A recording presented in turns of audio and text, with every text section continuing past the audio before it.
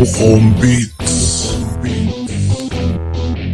Ihanda na mga tenga, meron akong kakanain. Isang barado nun sa rap game at nagpapapansin. Ngayon barado maganda ka sa masasapit mong kalbaryo. Iba ako kapag nagbuhos ng mga pinakulo ko. Gusto mo na magsiga, dyan kita gigisahin. Sa sarili mong apoy, dyan kita papatayin. Puro angas ka lang noy, wala kang isang salita. Parang pagbabanda noon na iniwanan mo bigla. Sasagot tapos biglang mawawala. Patunay lang yun na deserve mo doon ang mapahiya. Lumitaw lamang tuloy kung paano kami naliit. Napagtanto pa ng maraming di ka doon nakahigit. Malayo ang naging pagitan niya sa'yo. Ikaw ang pawang meron ka, puro lang flow na basurang lumilitaw. Rakim to at hindi to paggandahan ng sinasabi. Kung ganun ay para ka magme-makeup ng pambabae. Kitang kita naman doon kung ano ang iyong rason. Angat kasi Tagalog rap, naghahangad ka ng rasyon. O eto kaning